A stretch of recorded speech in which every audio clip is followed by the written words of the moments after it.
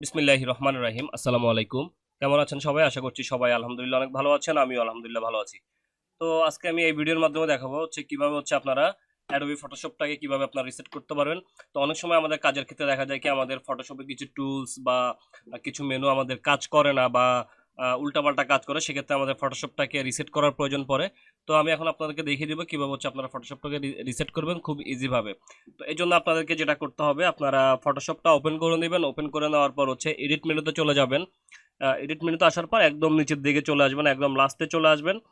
লাস্টে একদম আপনারা দেখেন এখানে প্রিফারেন্স একটা মেনু পেয়ে যাবেন। তো প্রিফারেন্স মেনু থেকে এখানে আপনারা জেনারেল অপশনে যাবেন, অথবা কিবোর্ড থেকে কন্ট্রোল প্লাস কে চাপ দিলেও কিন্তু অপশনটা আসবে। তো আমি এখান থেকে জেনারেলে ক্লিক করে দিলাম।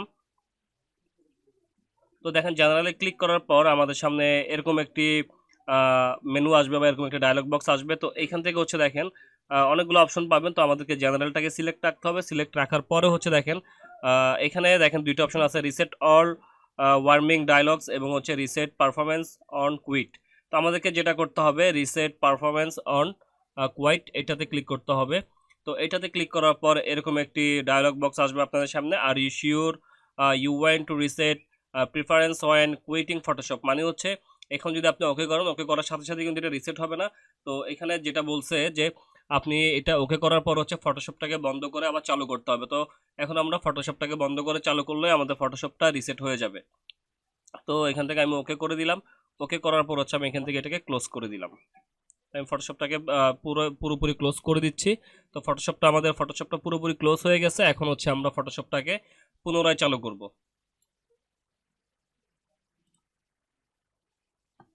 তো এই পর্যায়ে আপনাদের ফটোশপটা ওপেন হইতে একটু সময় লাগতে পারে। তো এটা আপনার কম্পিউটারের কনফিগার অনুযায়ী আর কি।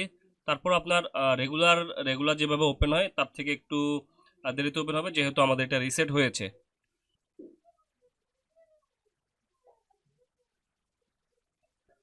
তো দেখতে পাচ্ছেন আমাদের ফটোশপটা কিন্তু একদম ওপেন হয়ে গেছে। একদম আমরা ফটোশপ নতুনভাবে ইনস্টল করার পর যেই একটা ইন্টারফেস নিয়ে ওপেন হয়, সেম কিন্তু ওরকম ওপেন হয়ে গেছে এবং আমাদের ফটোশপটা 100% রিসেট হয়ে গেছে। তো আমরা এখন এখান থেকে নতুন একটা ডকুমেন্ট নিয়ে দেখি যে আসলে আমাদের ফটোশপটা রিসেট হয়েছে কিনা।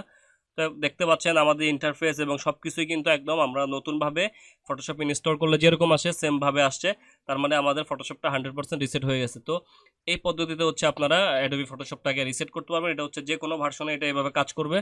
তো এতটুকু ছিল আমার ভিডিওটা যদি আপনাদের ভালো লাগে তাহলে অবশ্যই লাইক করতে পারেন, কমেন্ট করতে পারেন, যদি প্রয়োজন মনে করেন আপনার বন্ধুদের সাথে শেয়ার করতে পারেন।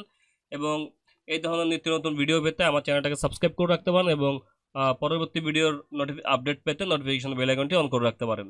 তো আজকে এই পর্যন্তই। ভালো থাকবেন সবাই, সুস্থ থাকবেন, নিজের খেয়াল রাখবেন। আল্লাহ হাফেজ, আসসালামু আলাইকুম।